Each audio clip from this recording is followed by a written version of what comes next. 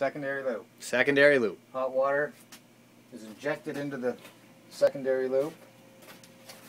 Through here, goes in this direction, comes around. So the hottest water goes to your baseboard loops.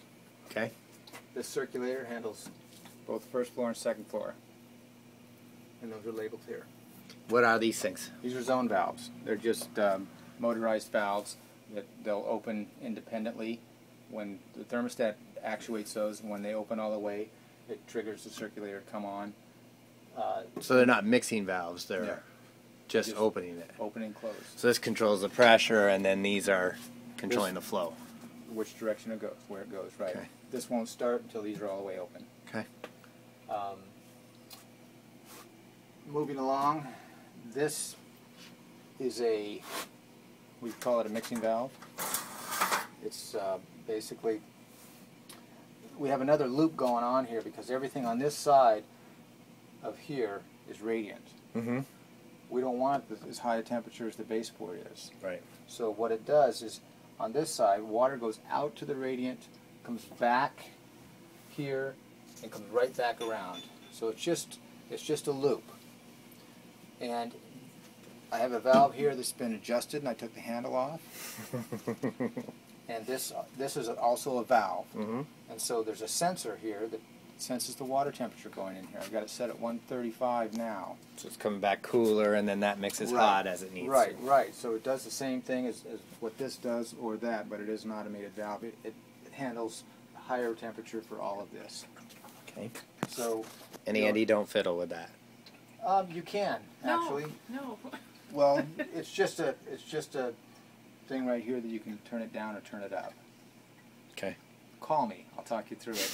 If there's an issue, if you can't stay warm. I messed with all my mixing valves in South Hero, man. That house couldn't stay warm or stay cool to save his life by the time I was done. Okay. Well, there's only two things that you can adjust here. It's either going to be too hot or too cold.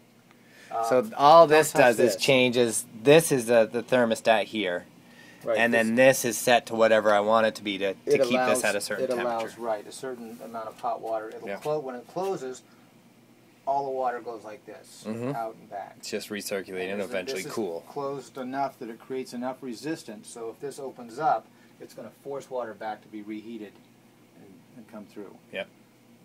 This is the same as this. These are high capacity air eliminators. Where? They have something. Where are they? This one here. Yeah. And it's the same one behind me. So it just They're spews out if basically- it needs they're- to. They're a cylinder with almost like a stainless steel brush in it. Whenever there's micro air bubbles that go through the system, they latch onto things, and then all those bubbles latch on and work their way up, and they're automatic. Mm-hmm. They automatically, so these caps just get left loose unless water's dripping out of them, in which case the float's gummed up. It won't hurt it to close it. Okay. But you want to leave it open, especially To indicate. for now, because there's still micro bubbles floating through the system. And the water can actually get out itself, or the air gets out primarily. And if there's a little drip, it just means air and water is coming out. Right. Generally, there won't be unless there's a float in here, Mhm. and when water it rides on that water level, and when the water pushes all the air out, that float shuts off before water gets in. But if this Got is it. constantly dripping, just shut it off and let me know, and it Okay. can be serviced. This circulator takes care of the first floor, radiance.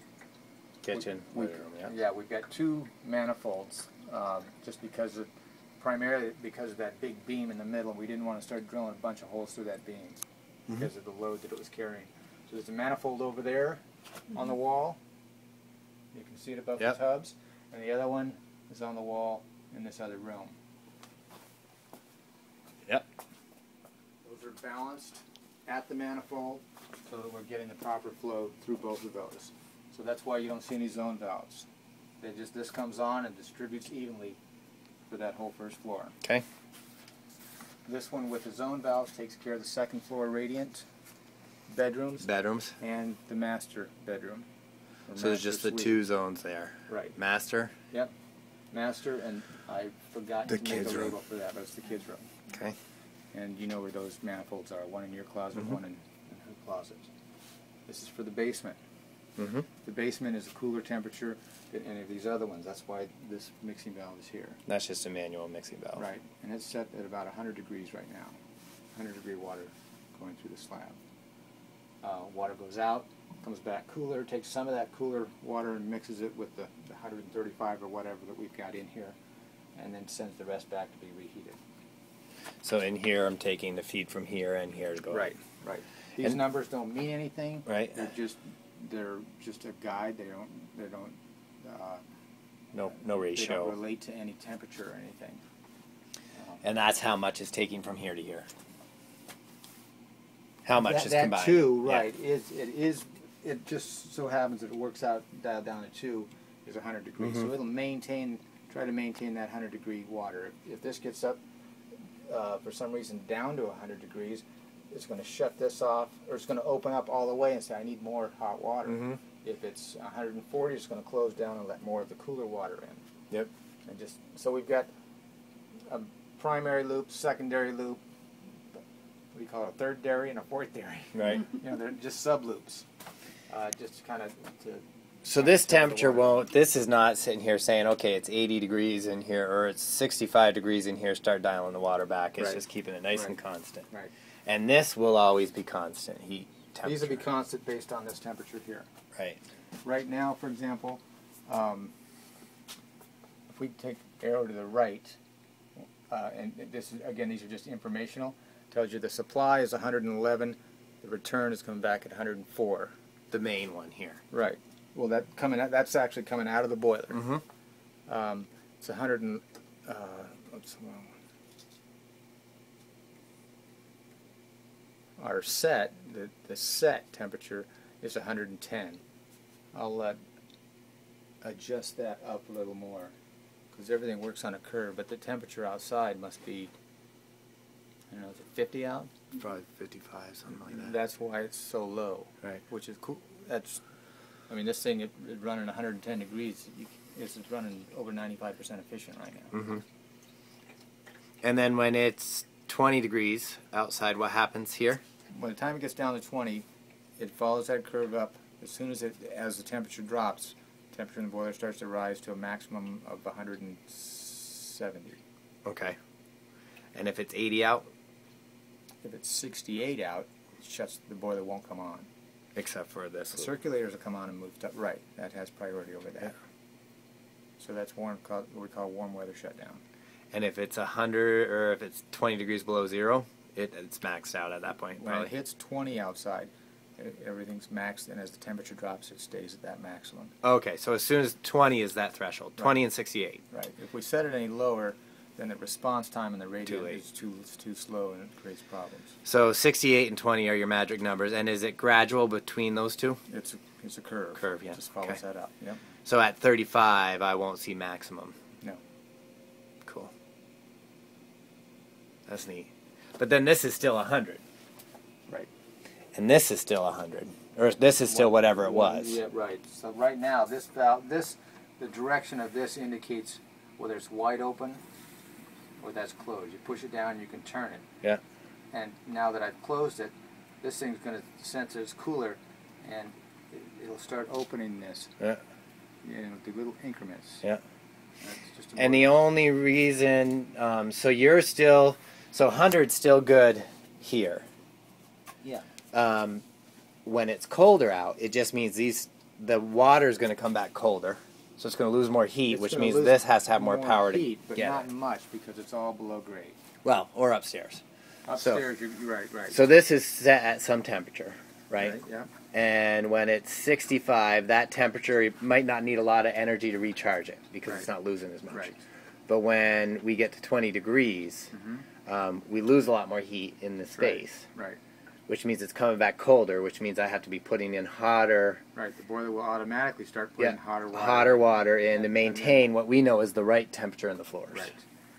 And it just needs to work harder to maintain that. Right. But I'm not putting hotter water in the floors. No. Right. Just being able to prevent the loss. Correct. So the boiler will always, generally Yep. it's always, when it's coldest, it will be warmer than what this setting is. Right. Right now, I've just got it at 135. That's you saw it was like 110 degrees. But it's going not on. jacking the temperature going in that zone. No. It's just making sure it can keep up as that zone loses heat. Right. Yep. All these circulators are 3-speed circulators. They're set where they want to be. How many watts did you say they were? Generally, it's 0.7 amps, I believe, is what they'll draw. Yeah. And I forgot the equation. Which Right. way amps times watts equals volts, or the other way around. Mm-hmm. But they don't draw a lot of energy. Cool. And so those don't do variable speed automatically. Right. And they're just 3 speeds for inventory purposes instead of having different circulators. Different pumps.